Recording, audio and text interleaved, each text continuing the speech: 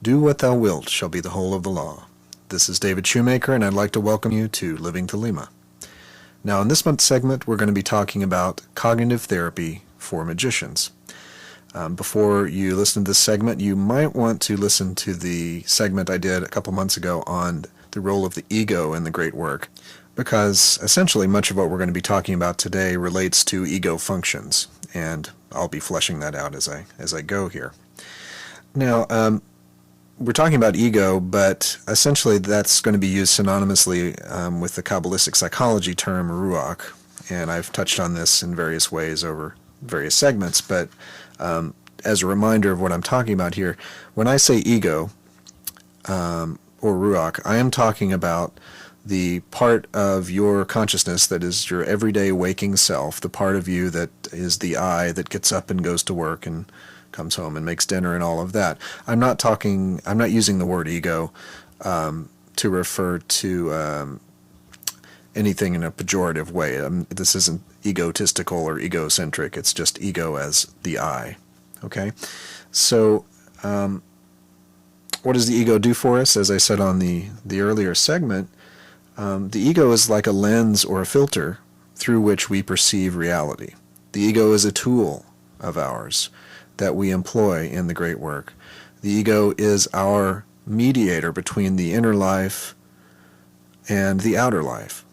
And if that lens, if that filter of the ego is distorted, is cloudy, is imbalanced, is unduly skewed by bias, prejudice, blind spots, we will not be functioning maximally and optimally as magicians.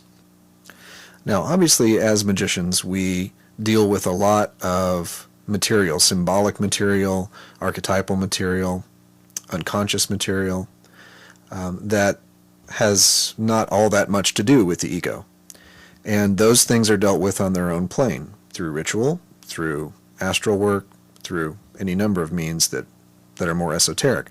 But when it comes to the ego, I think we have to deal with it first on its own plane.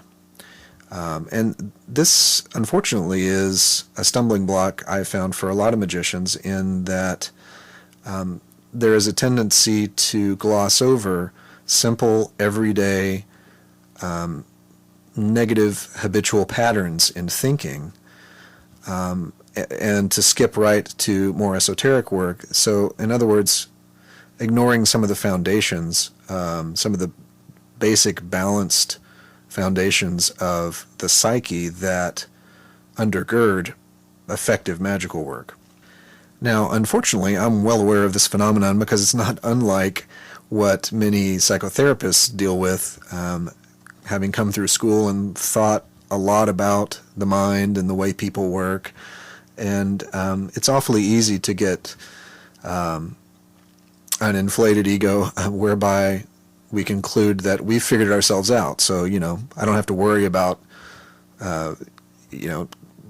checks and balances on my ego on a day-to-day basis, because surely I've got that figured out, right? Well, magicians do a version of that, I think, often, which is, I've attained to these states of lofty consciousness, therefore I must be functioning perfectly well on a day-to-day basis, and I don't need any tweaking in my personality. So, obviously we can all grow in many ways, and none of us are immune to having some blind spots and, areas in our day-to-day lives that trip us up. So cognitive therapy is really a good technology of daily mental and magical hygiene at the level of the ego that I think is useful in any magician's arsenal. So let's look at a little bit of background regarding what cognitive therapy is. Cognitive therapy, sometimes called cognitive behavioral therapy, derives primarily from the work of Aaron Beck, who is a psychiatrist on the East Coast. And in the 60s and 70s, he was developing his very seminal theory on this approach, and he has trained several generations of psychotherapists in this approach.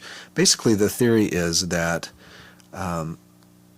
disturbing emotions such as anxiety and depression and anger and so on are fundamentally rooted in negative habitual thought patterns that get ingrained in us through our upbringing and through later experiences in life, through our day-to-day process of taking in information from the environment and making decisions about what it means. And if we get into habits that are unduly skewed toward the negative side, in our views of ourselves or of other people or of the world in general, our future, our past, these sort of key cognitive schema that we have about the universe, if we get stuck in a rut in terms of these thought patterns, then we are more likely to suffer from depression, anxiety, anger control issues, all manner of disturbing emotional processes.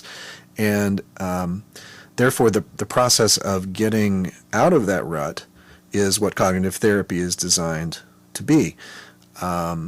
By examining these habits of thought, looking for the distorted thinking, the irrational, maladaptive, and unduly negative thought patterns, and by discovering those and replacing them gradually and progressively with more realistic, positive, and constructive thoughts, then we actually reprogram ourselves and the emotional disturbances go away.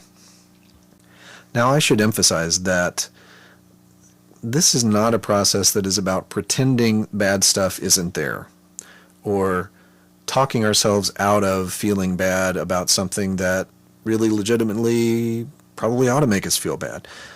This is about what we lay on top of that may make it worse. That is, sometimes something bad really has happened. We have lost our job. That's bad. If you feel depressed and angry and frustrated by that, that's not irrational. That's not a cognitive distortion. That's reality. But if you add a layer on top of that that says, I've lost my job and I'll probably never get one I like, I'll probably never be hireable in the field that I want to work in, you start laying on stuff like that, that's optional. That's just you making you feel worse.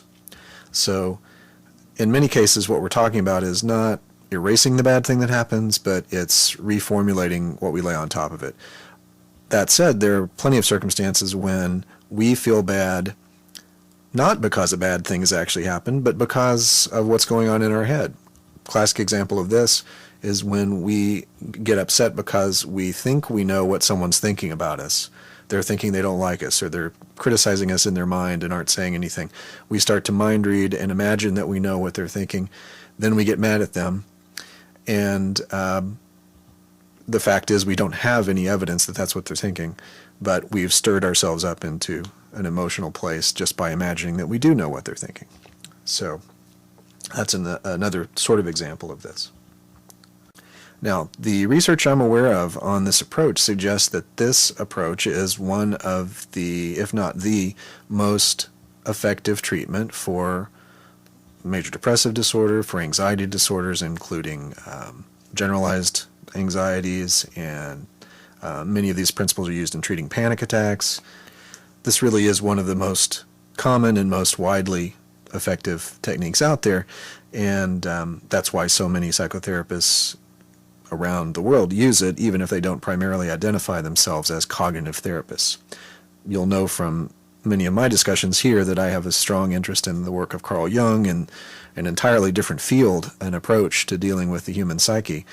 But on a day-to-day basis, even in my practice, a lot of what I'm doing in a nuts and bolts sort of way, moment to moment, is cognitive therapy principles applied to whatever problems the person's brought in to me.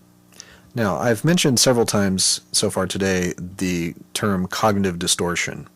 And an author named David Burns is a psychiatrist who studied with Aaron Beck, has been one of the most important authors and lecturers on cognitive therapy, and he has more or less codified 10 common cognitive distortions that almost everyone engages in from time to time. One of the books that I strongly recommend is David Burns' book called The Feeling Good Handbook, and there'll be a link to that on the podcast blog and also on the livingthelema.com site. So let's review these 10 common cognitive distortions and go into a bit of detail about each one, because these are the things that you're going to be wrestling with in a day-to-day practical way, working with cognitive therapy as a sort of self-therapy technique as a magician. So what I'm going to do with each of these distorted thinking patterns is present a little bit of information about what the distorted pattern is, and then give you some suggestions for ways to unravel that, to sort of punch a hole in the distorted thinking and get to something a little more realistic and constructive. The first pattern is called all or nothing thinking, and a lot of these will be pretty self-explanatory based on the name, but this is when the world is seen in black and white, situations are seen in black and white patterns, that it has to be one way and not another. If I don't get a perfect score on a test, I failed completely. It's black and white, it's perfectionistic.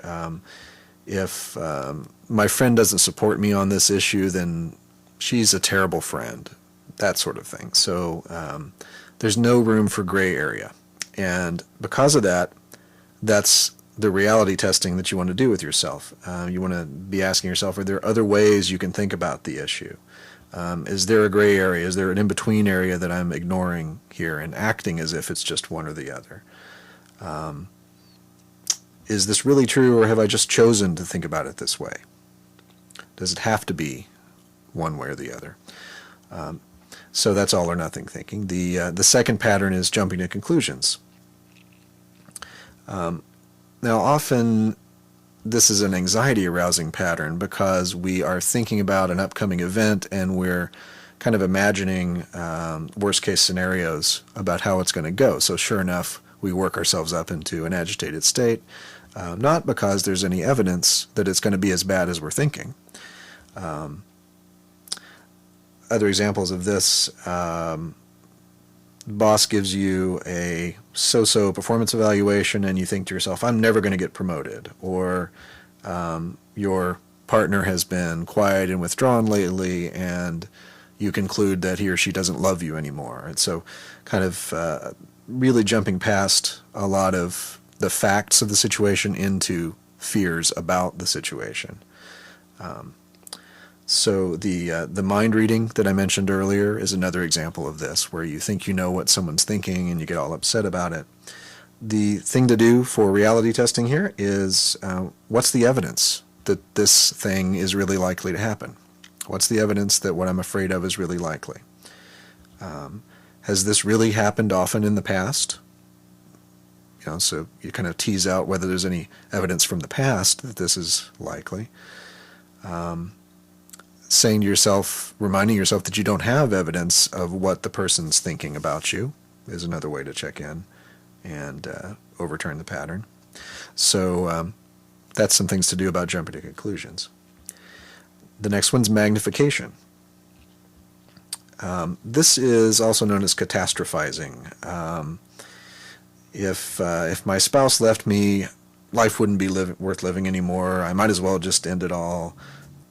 Or to bring it home a little bit to our particular work, you know, if you're thinking, oh, if I don't get to be deacon, if they don't pick me as an officer in these next few masses, then I won't be able to contribute to the body, and it's just going to go downhill from here. You know, so all kinds of predictions of how an event that may actually be likely to occur would be catastrophic and you'd just fall apart. Well, the way to reality test this is to remind yourself of the way you would adapt to adverse circumstances. So instead of something catastrophic like my life falling apart if I lose my job, I talk to myself about, okay, how would I really cope if that happened? It would be frustrating, it would be financially tight, I'd be pretty upset about it, but I've bounced back before from things, and I can, you know, get some retraining if I need to. I'd stay with friends if I have financial troubles, you know. And so you talk to yourself about how a loss of a job doesn't mean you're automatically pushing a shopping cart on the street, that there is some middle ground there in terms of your own coping. So that's magnification. Next we have overgeneralization. Now, the hallmarks of this are the use of words like always and never. So, for an example, you are working on a project at your local body and someone comes in late, and you think to yourself, oh, they're always late. Well, they're probably not always late. Maybe they're frequently late. Maybe they are annoyingly late, more than you'd like. But if you think in terms of always, you're going to be more upset than if you thought in terms of something more, a more moderate kind of label for that. Another example is that you make a mistake and you say to yourself, I can't do anything right. So, the mistake is there. Maybe that's legitimate, but the way you're talking to yourself about it, as if this is just a character flaw that's pervasive for you, then that's not fair to you. That's going to make you feel worse. And, frankly, it's just not as accurate. It's not as realistic. So you can see the common thread that's developing here, which is that not only are we teaching ourselves to respond more positively, but it turns out the more positive way of responding is actually more realistic as well, and more constructive and practical in terms of giving us an ability to work with the situation. So the next distortion is the mental filter. And basically this is kind of a tunnel vision where you have a negative belief about yourself or someone else, about a situation, and you pick out details in your experience that seem to confirm the belief you already have, the negative belief. And basically nothing else gets in. The positive stuff is filtered out. You get a bunch of compliments at work, but then at the end of the day, one person has a critical thing to say to you, and that's what you focus on all night. You're not thinking about the 15 people who said nice things to you. You're thinking about the one person who said something negative. So to deal with that distortion, you ask yourself what you're overlooking. You ask yourself if you might not be seeing the whole picture. You think of counterexamples, and so on. Now, the next one is called discounting the positive. This is similar to mental filter, except here you may actually notice some positive things, but you explain them away. So, for example, you're not feeling good about yourself, you're having a low self-esteem day of some kind. Someone compliments you, and instead of taking that in and letting that sink in as a legitimate thing, you kind of brush it off like, oh, they're just trying to get something, or they say that to everybody, some way of making it not count for you. So a good way to reality test this one is you imagine that a friend of yours was telling you, hey, Joe came up to me at work and complimented me, but I think he just says that to everybody. What you'd probably say to your friend is something reassuring. You would explain that they maybe ought to accept that this person did like them, or did, legitimately want to pay them a compliment, instead of writing it off. So turn the tables, imagine advising a friend, and then take that advice yourself. Now, the next pattern is called emotional reasoning. And here what's happening is you're basically treating feelings as if they are facts. A classic example of this sort of thing is someone's at home and their spouse is late getting home, and they start to worry, and this part of it is jumping to conclusions and all of that. They start to worry there's been a car crash of some kind. Well, what happens next? Your body hears your mind saying something bad has happened, and your body starts to pump adrenaline, and you start to feel anxious about it. And because we're used to paying attention to these cues in the body, these emotional cues in terms of fear and threat, we conclude that if I'm feeling it, I must really have something I need to be afraid of. If I'm feeling fear, there must be a real danger. And so we work ourselves into a frenzy, not realizing that there is no evidence of anything bad that's happened. We are just kind of getting into a loop of emotional response that we then label as proof that something bad's going on.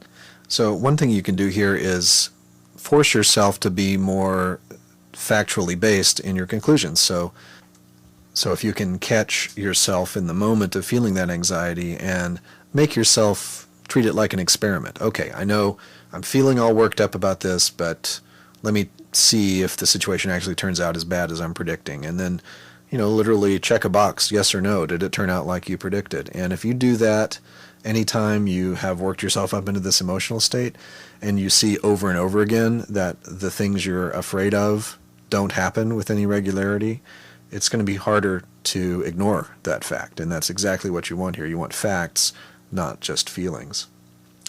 Now, I should add a caveat here that, of course, emotions are one piece of data that our ego uses to understand the environment and respond to it and understand our role in it.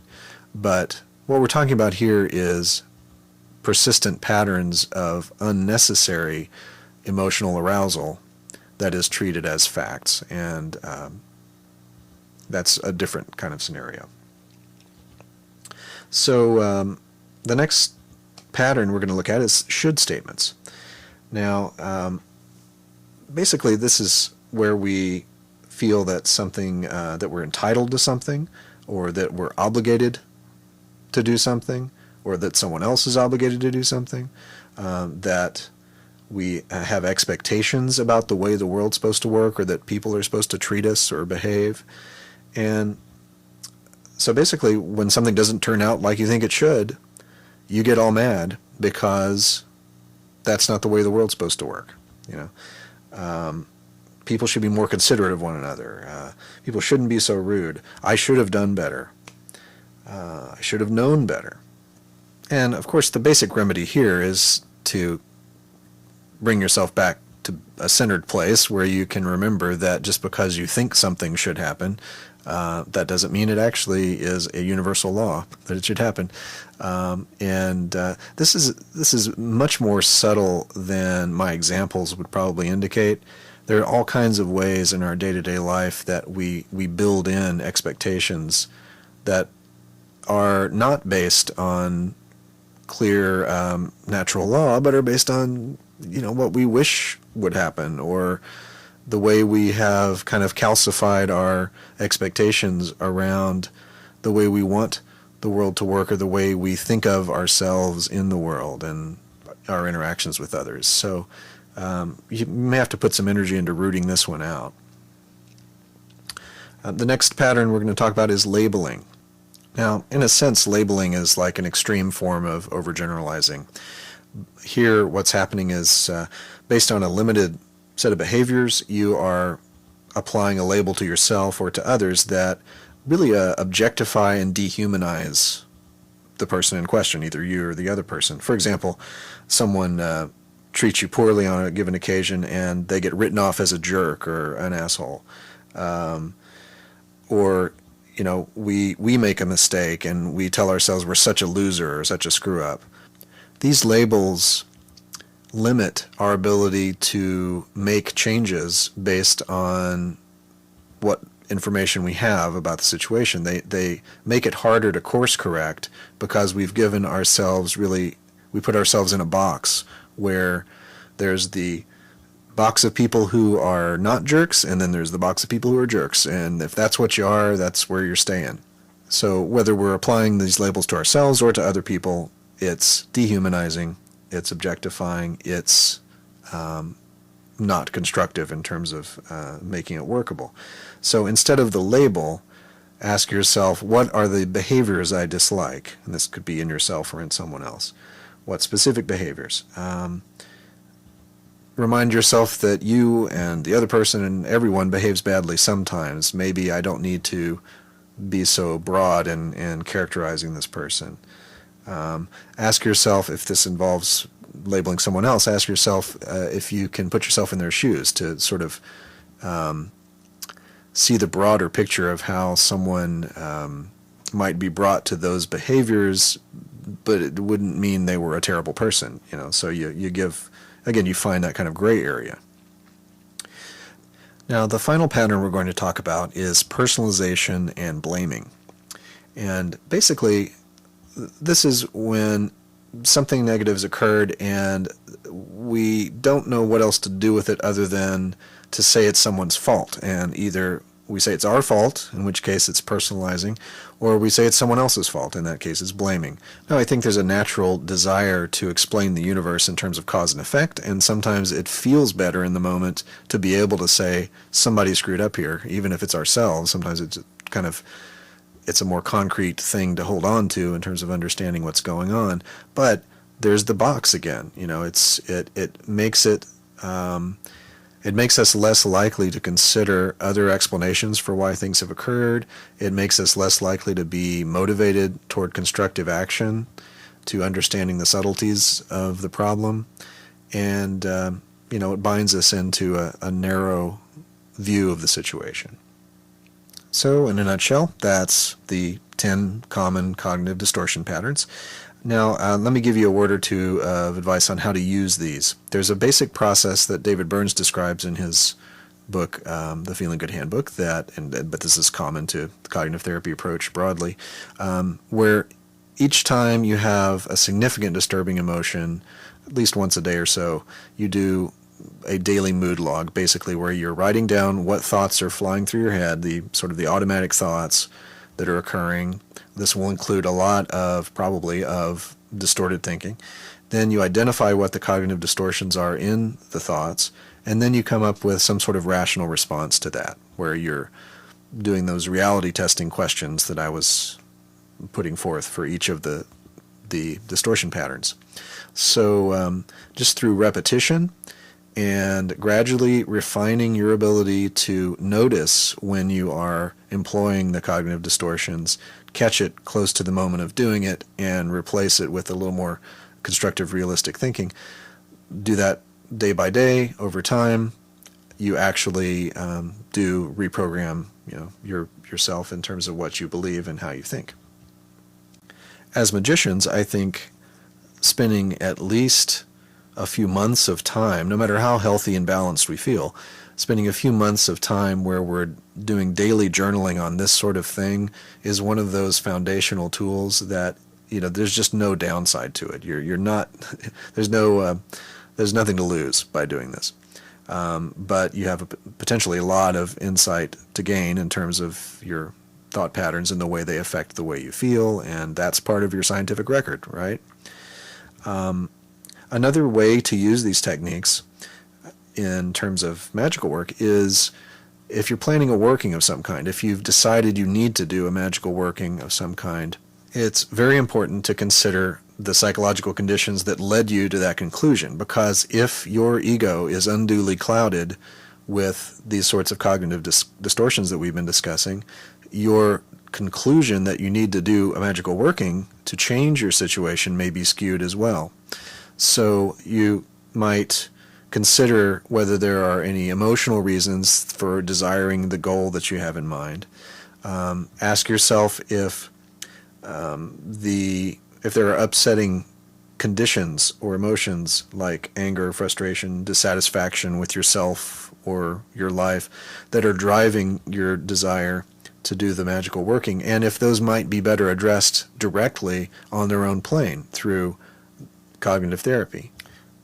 Finally, and perhaps most importantly, if you use these techniques to make sure that your mind is as clear and unbiased as possible, you will be maximally enabled to stay tuned into that deeper voice, that voice of true will, of deep conscience, the voice of the holy guardian angel, which should rightly be your guide in your path.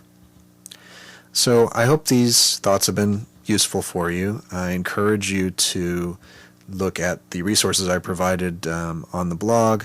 There's a link to the list of cognitive distortions. There's a link to Amazon for David Burns' book. And also there is a link to the daily mood log form, which you might want to download and print out if you want to try this approach with yourself for a while. So as always, please send me your comments, feedback, suggestions for future segments to livingthelema@me.com via email, or please visit livingthelema.com for the resources page and my bio if you want to learn more about my work. So once again, thanks for listening. I've enjoyed sharing this with you, and I look forward to talking to you next time. Love is the law, love under will.